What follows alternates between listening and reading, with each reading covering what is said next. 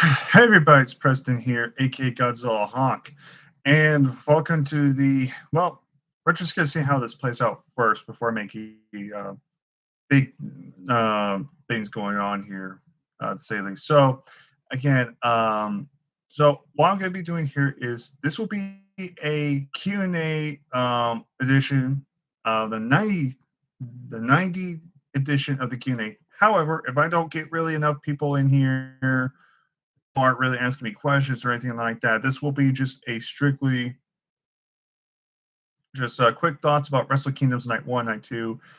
I've not watched 3, and honestly, I don't consider Night 3 really be part of Wrestle Kingdom. It's not at the Tokyo Dome. There's no real championships on the line. And plus, it hasn't aired on New Japan World yet. So I won't be able to watch that. So, like I said, what this is going to be is if you guys have any questions, I will gladly answer. This will do a 90-day edition of the Q&A.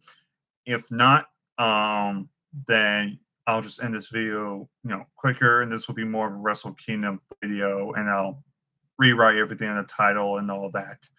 The only thing I will not change before we get started, in the link down below, have the Royal Rumble contest. Like I said, I know I've been iffy on and off about here on YouTube, so I haven't been as, like I say, I can't think of the word. Consistent. I'm not as consistent at doing YouTube at the moment. I got other things in my mind right now.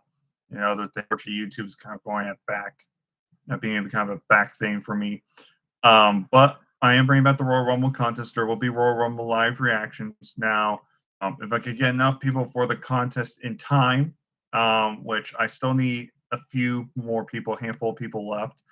But if I could get those people in, then I will be able to do the draft sooner, where I'll draft people's numbers, and we'll go from there, where I'll then eventually do the live reactions for both women's and with my friend Brandon, and we'll do all of that. But again, I need all the people to come in and all of that. So that's what I'm going to be doing for that. So if you want to know more details about the Royal Rumble contest, there's a link down below. You can check out. I already have the video up, so that you still got plenty of time if you've not entered yet, or if you've not watched the video. So please watch the video. The Royal Rumble contest announcement for 2022. Check that out. So like I said, I don't know if this will be a Q&A or not. I guess we'll just wait and see. So I'm just going to go ahead and give you my thoughts on Kingdom 16, at least the first 2 nights, kind of talk about it for a bit, kind of basically a quick little review, talk about that, what I thought, what I overall thought about the show, night 1, night 2 as a whole, and then we'll go back and we'll see if there's any questions and stuff for like the Q&As. And if there isn't, then I'll just stop the video there, and this will be considered a Wrestle Kingdom review. So that's what we kind of be doing. So, again, I'm not gonna really talk about the entire show, and I'm going to be kind of going on and off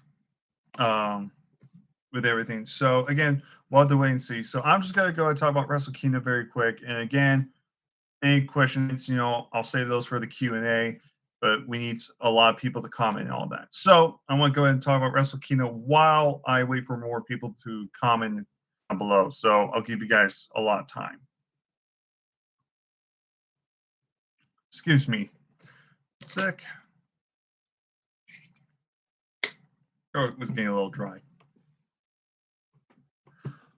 So we'll just talk about this. So this was on the pre-show night 1, the KOP trophy, the New Japan Rainbow. Basically, it's a Royal Rumble for the KOPW trophy, and basically Owens, Chase, Shima, AEW Shima, Minoru Suzuki, and Toru Yano were the final 4, which now they would compete in a 4-way match on night 2.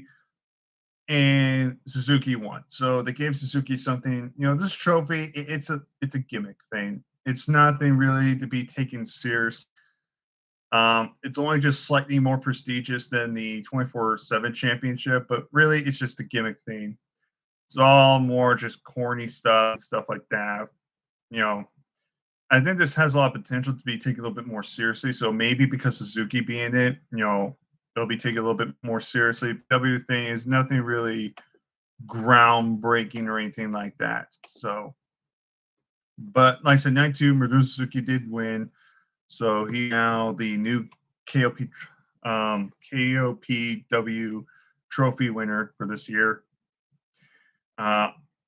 We had Yogi and Show at night one.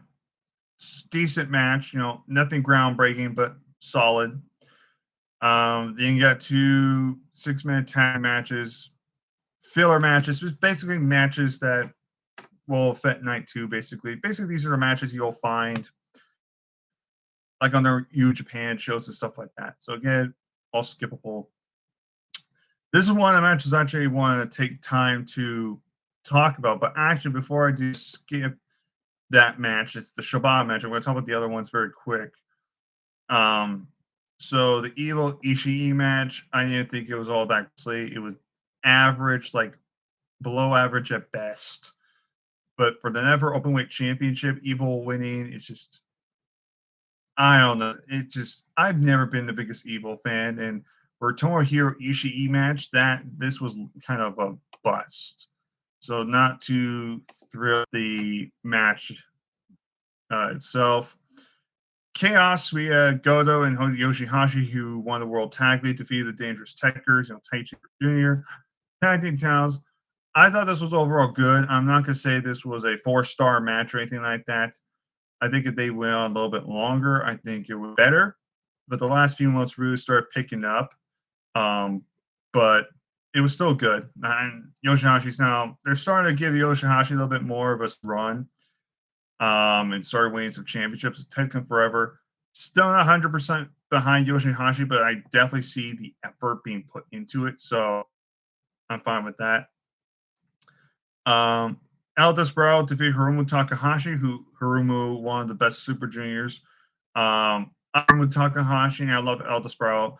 I would say this was by far one of the weekend matches that they've had together, but this was still pretty good. Desperado's, I'm also a huge fan of Hiromu. I'm just sick of Hiromu being a junior title picture. I'm kind of hoping maybe Hiromu will go up the ranks eventually. Ospreys right now, kind of move back to the heavyweight division, because Hiromu just needs to move on, because it's already getting sick of him and go after junior heavyweight championship.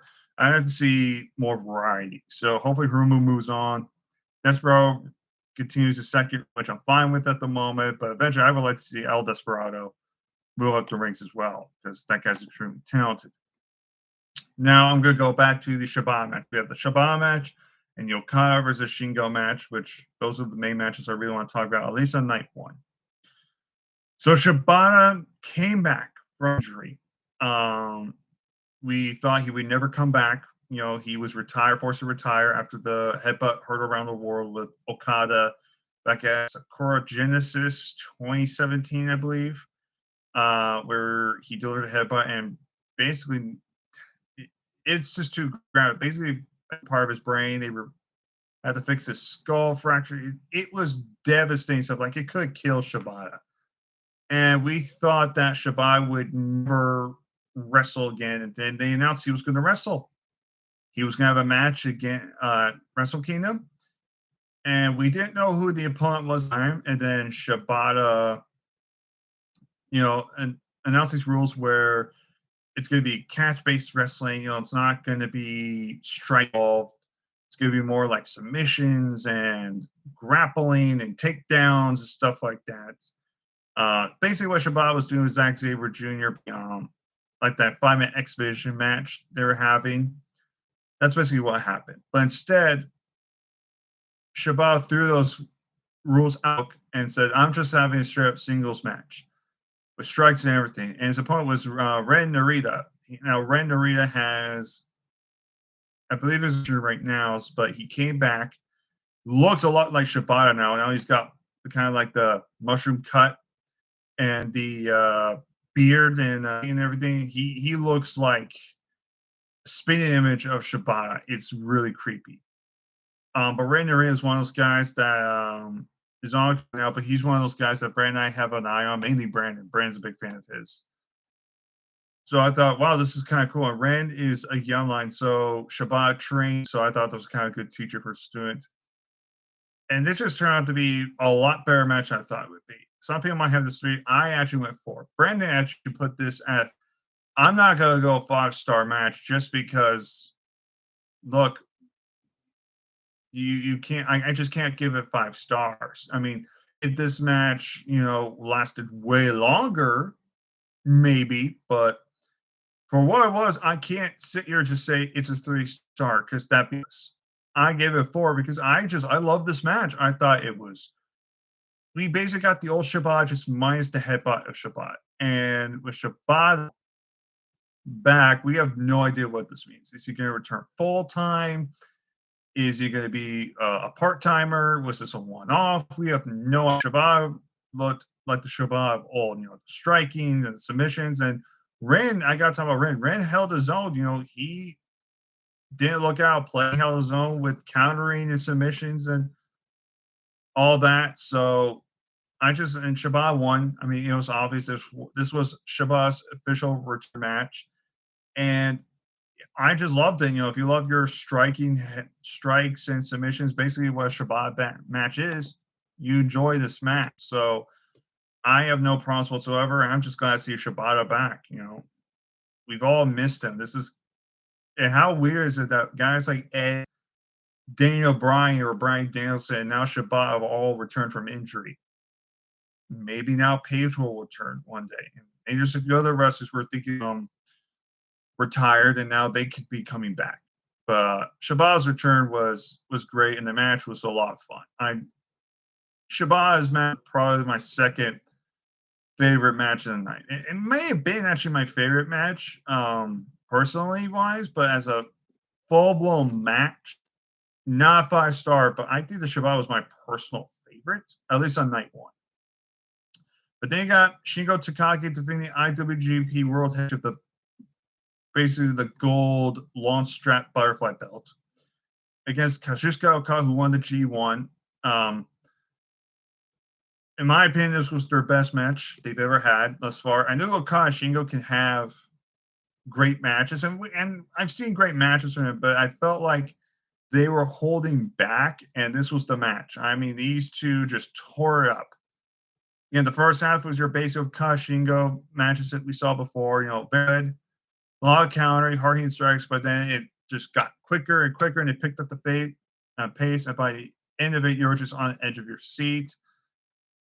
Okada, now 6-time world champion. Personally, I'm not the biggest Okada fan, and I'm not a fan of guys like Tashi either. So I'm not personally attached to guys like Okada and Tanahashi, but I am fully aware that you cannot deny Okada is one of the best in-ring wrestlers right now. You can make that argument. There's no debate whatsoever. Just because he may not be on my favorite list, that doesn't mean I can't accept the fact that this guy's just on another level. And Shingo's great too. He's been an MVP of New Japan last year for a while. I mean, Shingo is a great athlete as well. So you knew Okada and Shingo, Wrestle Kingdom, Tokyo Dome, these two were going to tear up, and they had a 5-star match. I thought this was great. Early match of the year, along with Brian Danielson, Heyman Page, and one other match. Especially one other match. But this was just Okada's now the new champion, and then he would go on to night 2 to defend against Ospreay, self-proclaimed real champion. So pretty good. So we already talked about the Suzuki 4-way match, so I'm not going to really go to detail about that. So we're going to just go over that. So we had 3-way for IWGP Junior Tag Team Championships, Flying Tigers, Robbie Eagles, Tiger Mask defeating Taguchi and Roaki Romero, and Taiji Ishimori and El Fantasmo. Again, similar to like the Show and Yo match and stuff like that. Good, solid match, but nothing outstanding or groundbreaking. But the Robbie Eagles and Tiger Mask did retain.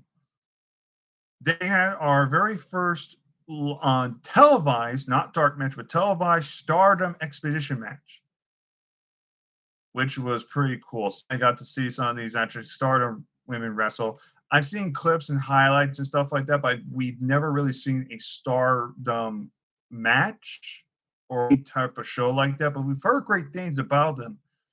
And I've seen the clips, and these women will beat the piss out of them. These Joshi wrestlers, whether it's Stardom, it doesn't. And these women kick all sorts of stuff. I mean, we've seen people like Asuka, come in, like Io Shirai and Kairi Sane. Now I know Kairi Hogan, Shirai came from Stardom. I don't think Asuka came from the Stardom promotion. I don't believe that was the case. But so we have Tam Nakano,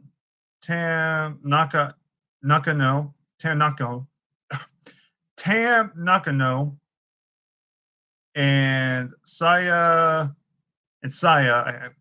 Kema Itani, I believe that's your pronoun. I apologize, I butchered these names. Defeating Mayu Iwatani and Starlight Kid. They gave them almost 10 minutes, and what they did, it was a sprint match. It was fun. Again, I've been this 4 stars if it lasted longer.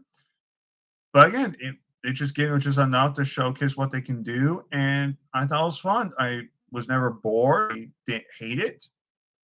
I was totally fine with it. After that, it was a Suzuki 4-way. Suzuki's now the new KOP champion, so that match was not very good. You get another 6-man tag for these never open weight tag team titles. House of Evil, Yujiro Takahashi and Sho versus Goto, Yoshihashi, and Yo. Nothing special about this at all. Forgettable. Then you got Sonata versus Great Khan, 1-on-1. I thought this was, again, match. Nothing groundbreaking. But not a match where you watch, you're going to get bored and you're going to hate it, but not going to get blown away by it, but decent nonetheless. You got Tetsuya Naito defeating Jeff Cobb, the former Matanza from Lucha Underground, for your Lucha Underground, like myself. I thought it was a really good match. I thought they had a way better match that Naito likes it. And Naito winning, there's a reason for him winning now. So move on to later on the main event, which we'll get to, but there's a reason more about that. Then we got Tanahashi versus Kenta for the IWGP United States Championship. No disqualification match. Like I said, going back to Tom here, Brandon, I can't speak for Brandon, even though I think he's missing the point. But Brandon and I will agree on one thing. We're not the biggest Hiroshi Tanahashi fans or Okada fans. We both agree on that. But I think that between him and me is I can appreciate the actual talent Tanahashi and guys Okada really are. They're not some joke. I can't speak for Brandon what he really feels, honestly. Like, if we're talking about, if we're just straight up facts, Tanahashi and Okada are some of the best wrestlers in the world. There's no disputing that. There's no opinions about it. And Tanahashi proved to me in this match that he is still one of the best. When I say Tanahashi now, because again, I haven't watched Tanahashi back in his prime years. This is more of his.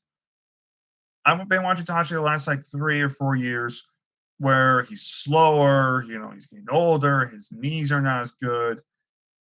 But there are those days and those matches where he just shows that he can go. And this was one of those matches. These two beat the piss out of each other. This was not because usually sometimes when they do no DQ matches like this, usually it's like maybe a few chairs and stuff like that. But no, they went full garbage wrestling. They went almost like a hardcore match where they used chairs and tables and trash cans and trays and candlesticks and ladders.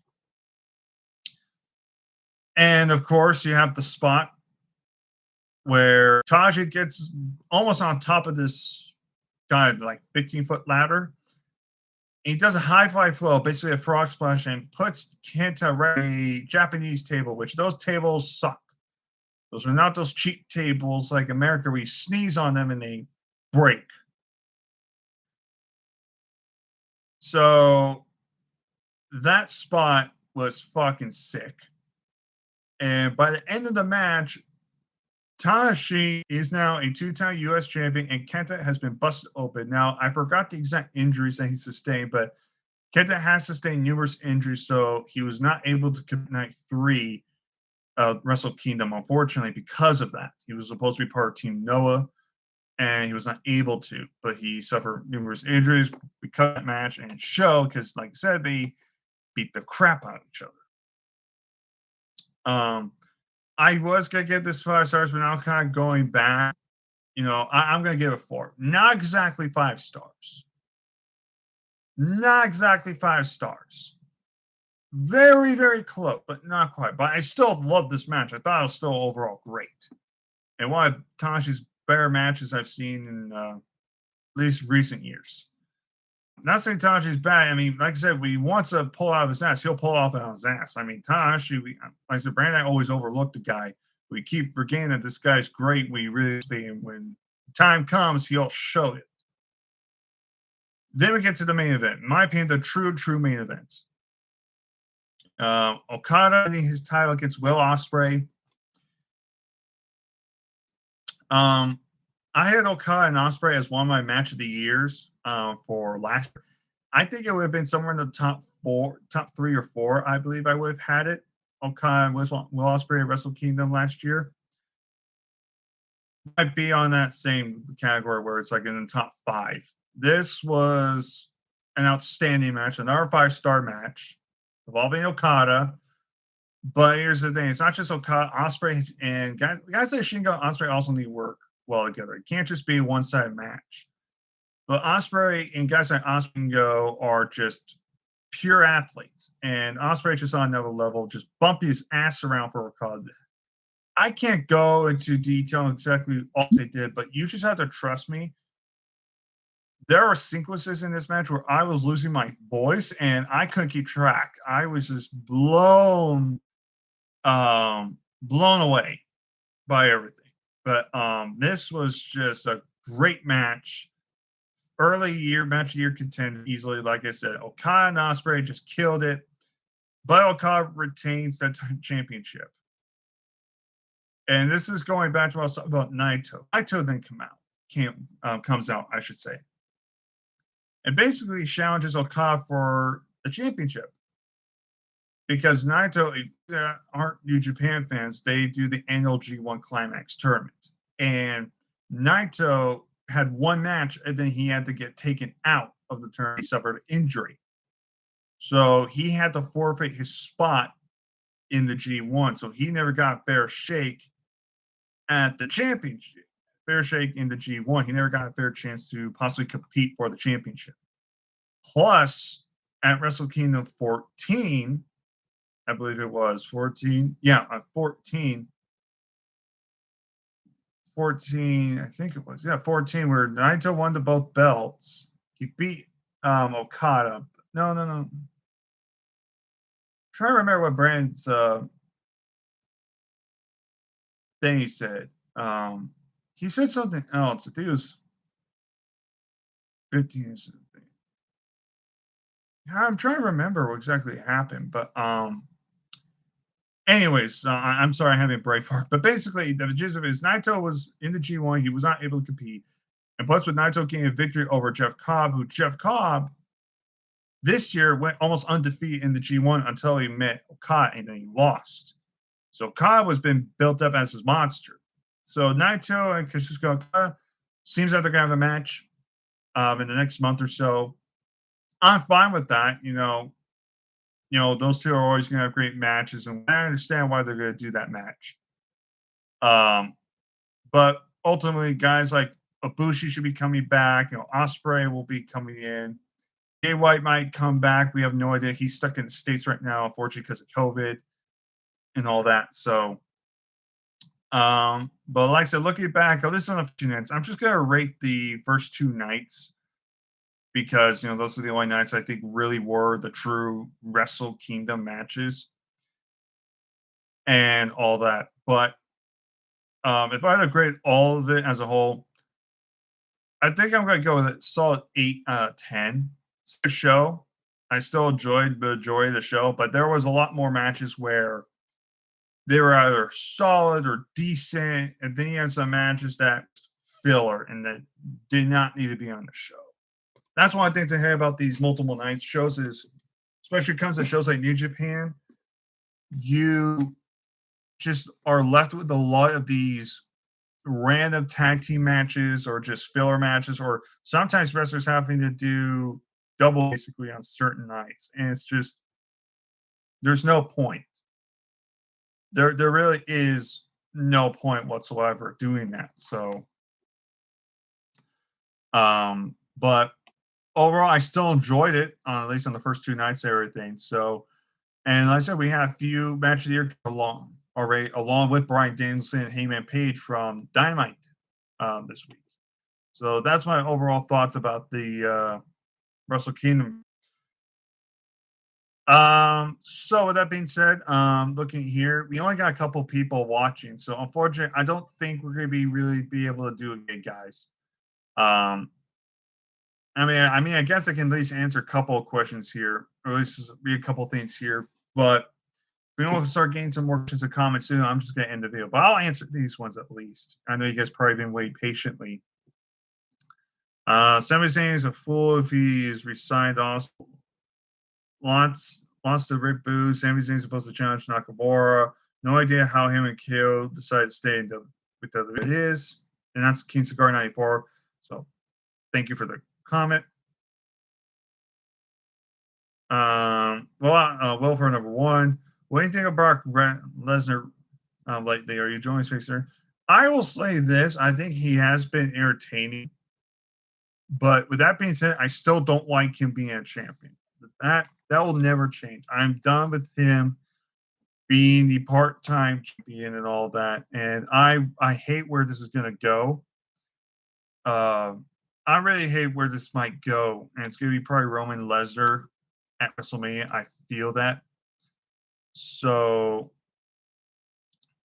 not really going to be too thrilled about where it's all going to lead up to. So I guess we'll go ahead and just end it right there since we didn't get any more questions, comments. But before I end this video, again, I have a link down below for the Royal Rumble contest. So for 2022, there will be a live reactions for the women's and men's Rumbles. You do get your own rewards or prizes for each one if you win. So if you want to know more details, go to my link down below for the Royal contest for 2022. For that link, or you could just go on my YouTube channel. You'll find it's the last video I did. Want to check that out? Being said, that's gonna do it, guys. So all I can say is take care of my peeps. Have a good night. See you guys next time.